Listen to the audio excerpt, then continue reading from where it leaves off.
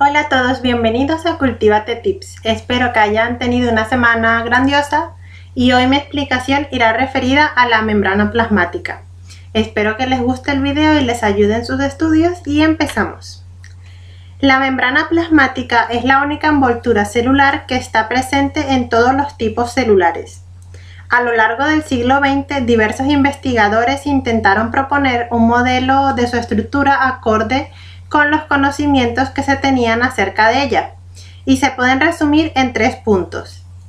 Primero, que está formada básicamente por lípidos, proteínas y en menor proporción por hidratos de carbono.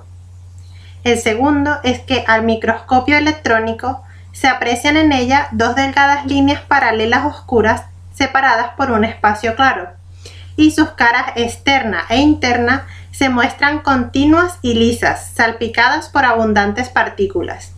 Y tercero, que presenta unas propiedades de fluidez y de impermeabilidad que la capacitan para aislar a la célula del medio, aunque permite el paso selectivo de sustancias y para realizar numerosas funciones. Teniendo en cuenta toda esta información, en 1972 Singer y Nicholson propusieron un modelo, el llamado mosaico fluido, vigente en la actualidad. Ahora vamos a seguir con los componentes y su disposición. Los lípidos de la membrana son o fosfolípidos o el colesterol. Los fosfolípidos son los componentes fundamentales de las membranas plasmáticas debido a su carácter anfipático. De la observación microscópica se deduce que los fosfolípidos se disponen en una bicapa en la que las cabezas hidrofílicas quedan hacia el exterior, que corresponden a las 2 finas líneas oscuras paralelas, y las colas hidrofóbicas ocupan el espacio interno, que corresponden a la banda central clara más ancha. Con relación al colesterol, se intercala en la bicapa de fosfolípidos. Está presente sobre todo en la membrana de las células animales. Otro componente son las proteínas, que suelen tener un carácter anfipático, lo que las permite integrarse más o menos en diferentes zonas de la bicapa lipídica. Su tamaño y su estructura varían desde simples hélices alfa de pequeño tamaño hasta grandes moléculas globulares con configuraciones muy complejas. De acuerdo con las observaciones microscópicas, el modelo del mosaico fluido propone que la ya descrita bicapa de fosfolípidos y colesterol está atravesada por proteínas transmembranas íntimamente unidas a ella, y tiene proteínas periféricas unidas más o menos fuertemente a sus 2 superficies. Y como tercer componente tendríamos los hidratos de carbono, que son fundamentalmente oligosacáridos unidos por enlaces covalentes a los lípidos o a las proteínas de la membrana, formando glucolípidos o glucoproteínas. En algunos casos se encuentran en gran cantidad en la parte externa de la membrana plasmática, de forma que ésta parece recubierta por un manto de hidrocarbonos denominado glucocáliz. El modelo del mosaico fluido plantea que la membrana es asimétrica, es decir, que hay diferencias entre las 2 caras de una membrana. Está la cara extracelular cubierta por los azúcares del glucocáliz y está la cara intracelular que no tiene glucocáliz, sino una red de proteínas fibrosas que se unen a sus proteínas transmembranas o periféricas y que refuerzan la membrana. Esta estructura, denominada corte celular o citoesqueleto, determina la forma de la célula y las propiedades mecánicas de la membrana. La estructura de la membrana y los tipos de proteínas asociadas a ella es que tanto las proteínas transmembrana como las periféricas, que están unidas covalentemente a los lípidos de estas, se denominan proteínas integrales de membrana o intrínsecas. Para separarlas de esta se necesitan procedimientos drásticos. Lo normal es usar detergentes que rompen la bicapa. En cambio, las proteínas periféricas que se unen a otras proteínas de la membrana mediante enlaces no covalentes se denominan proteínas extrínsecas y pueden aislarse con facilidad y por procedimientos suaves que no rompen la bicapa, pero que sí actúan sobre estos enlaces. Ahora vamos a seguir con la fluidez de la membrana. El modelo del mosaico fluido considera que la bicapa lipídica se comporta como un fluido en el que los lípidos y las proteínas pueden moverse en direcciones laterales, como la difusión lateral, o rotar sobre su eje mayor, como la rotación, y en el que los fosfolípidos, aunque menos frecuentemente, pueden pasar de una monocapa a la otra. Son los movimientos llamados de flip-flop. La difusión lateral es la que determina en mayor medida la fluidez de la membrana, propiedad que varía de unas membranas a otras y está afectada por los siguientes 4 factores: la longitud de las cadenas hidrocarbonadas, la presencia de insaturaciones, la proporción del colesterol y la temperatura. Empezamos con la longitud de las cadenas hidrocarbonadas. Cuanto menor es la longitud de las cadenas hidrocarbonadas, más débiles son las interacciones entre ellas. Así, las membranas formadas por fosfolípidos con cadenas cortas son menos rígidas y se mantienen más fluidas. Con respecto a la presencia de insaturaciones, las curvaturas de las colas hidrocarbonadas insaturadas hacen que las moléculas se dispongan menos apretadas, lo que aumenta su capacidad para moverse. Por tanto, cuanto mayor es el grado de insaturación, mayor es la fluidez de la membrana. En relación a la proporción del colesterol, el colesterol se sitúa en la bicapa lipídica con su grupo polar junto a las cabezas de los fosfolípidos, mientras su estructura anular, rígida e hidrofóbica interactúa con las colas hidrocarbonadas y las inmoviliza. Esto endurece la membrana y las hace menos fluidas y menos permeable. Finalmente, la temperatura, a medida que baja, disminuye la fluidez. La presencia del colesterol reduce el efecto de la temperatura y mantiene la fluidez en la membrana. La membrana plasmática tiene numerosas funciones en la célula. Cada una de ellas se relaciona con alguna de las subestructuras que están presentes en su composición. Vamos a empezar con la subestructura responsable de la que sería la bicapa lipídica, y la función que realiza es que actúa de barrera altamente selectiva por su gran impermeabilidad a sustancias hidrosolubles, iones y la mayoría de las moléculas biológicas. Por ejemplo, la permeabilidad al oxígeno, al dióxido de carbono, al agua, al etanol, y la impermeabilidad al sodio más, al calcio 2 más, al potasio más, a la glucosa o a los aminoácidos. Otra subestructura, por ejemplo, serían las proteínas de membrana, que tienen muchas funciones. Si su función es transportar moléculas específicas fuera y dentro de la molécula, tendríamos, por ejemplo, el transporte de la glucosa. Si su función es transportar iones en ambos sentidos de la membrana, tendríamos de ejemplo las bombas de sodio-potasio o la bomba de calcio. Si su función es unir macromoléculas a uno u otro lado de la membrana, tendríamos como ejemplo el citoesqueleto. Si son receptores de las señales químicas del medio, las células donde están se denominan células diana. La molécula que lleva al receptor la señal química se llama molécula mensaje, ligando o primer mensajero. Y por ejemplo tendríamos el receptor se une al factor de crecimiento extracelular y genera una señal intracelular que hace que la célula crezca y se divida. Y si su función es de catalizar reacciones asociadas a la membrana con enzimas, tendríamos de ejemplo la adenilato ciclasa, que está unida a la membrana cataliza dentro de la célula la formación de AMP a partir de ATP por un estímulo extracelular. Y si la subestructura responsable es el glucocáliz, también tenemos varias funciones. Una podría ser proteger y lubricar la superficie celular, absorbiendo agua, lo que crea en la membrana una superficie viscosa. Por ejemplo, la lubricación de los glóbulos blancos, que se tienen que desplazar por superficies estrechas. Otra función sería reconocer y adherirse a otras células.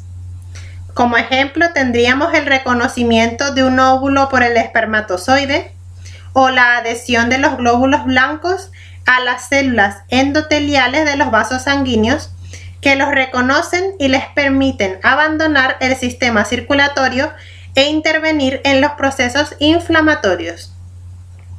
Otra función es reconocer y fijar sustancias o partículas. Por ejemplo, los macrófagos, con un previo reconocimiento, capturan mediante fagocitosis partículas como bacterias, restos de células y células envejecidas. Y otra función que realizan es el anclaje de enzimas. En las microvellosidades del epitelio intestinal es el anclaje de enzimas que degradan los productos en la dieta. Ahora vamos a seguir con el transporte a través de la membrana, que la membrana plasmática controla la entrada y la salida de determinadas sustancias mediante diversos tipos de transporte que dependen fundamentalmente de la naturaleza y del tamaño de estas. Estos tipos de transporte se realizan básicamente de dos formas: sin deformación de la membrana o con deformación de la membrana. Vamos a empezar con el transporte a través de la membrana sin deformación de esta. Tenemos el transporte pasivo o el transporte activo. El transporte pasivo. La dirección del transporte pasivo viene determinada por las concentraciones relativas de la molécula o del ion dentro y fuera de la molécula, y se produce siempre a favor de su gradiente de concentración. Hay dos tipos de transporte pasivo: la difusión simple y la difusión facilitada por proteínas transmembrana. Hay que recordar que el transporte pasivo se llama así porque se realiza sin gasto de energía. Los tipos de transporte pasivo son la difusión simple o la facilitada. La difusión simple es el mecanismo de transporte más sencillo y menos selectivo, pues cualquier molécula relativamente hidrofóbica, pequeña y sin carga puede difundirse a través de la bicapa sin necesidad de un transportador. La difusión facilitada por proteínas transmembranas se encargan de transportar las moléculas grandes o los iones que no pueden atravesar la membrana por difusión simple. Estas proteínas pueden ser proteínas transportadoras o carriers, que transportan glúcidos, aminoácidos y nucleósidos. Se unen en un lado de la membrana a la molécula que debe transportar y experimentan un cambio conformacional que libera la molécula al otro lado. Este transporte es muy selectivo, ya que los centros de unión de cada transportador son específicos para una molécula concreta. Y otro tipo de proteínas serían las proteínas canal, que forman un canal a través de la membrana plasmática. Las mejor estudiadas son las llamadas canales iónicos, que suelen estar cerrados y se abren para que puedan pasar moléculas cuyo tamaño y carga sean apropiadas. Es un mecanismo mucho más rápido que el anterior, pero es menos selectivo. Sigamos con el transporte activo, que es el transporte de iones y moléculas en contra de su gradiente de concentración. Las células lo realizan para mantener su composición y requieren un aporte de energía que es proporcionado por una reacción acoplada. Una de estas posibles reacciones acopladas es la hidrólisis de la molécula de ATP generado en el metabolismo. Este tipo de transporte siempre lo llevan a cabo las proteínas transmembranas, que pasan las sustancias del lado donde se encuentran en menor concentración al lado donde se encuentran en una concentración mayor, gracias a cambios conformacionales que están controlados por la hidrólisis del ATP.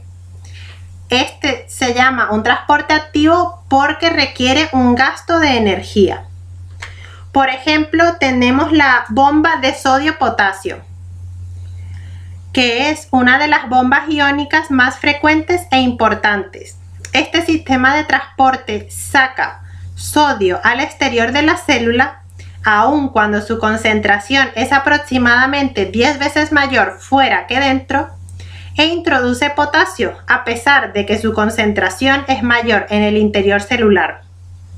El mantenimiento de estos gradientes interviene de forma decisiva en diversos procedimientos del organismo, como son la propagación de las señales eléctricas en el nervio y en el músculo, el transporte activo de moléculas, el mantenimiento del equilibrio osmótico y el volumen celular. Si no existiese algún mecanismo que compensara la gran concentración molecular en el interior de la célula, se produciría una entrada masiva de agua por ósmosis, que hincharía la célula hasta hacerla estallar y ésta moriría.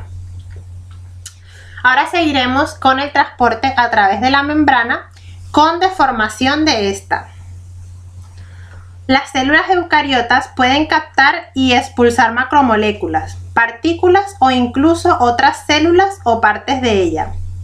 Lógicamente, el gran tamaño de estos materiales impide su paso a través de la bicapa de lípidos o a través de los canales formados por las proteínas de la membrana. Por esta razón, este tipo de transporte requiere que la membrana se deforme. La entrada de materia a la célula mediante estos mecanismos se denomina genéricamente endocitosis, mientras que la salida de materia de la célula se conoce como exocitosis.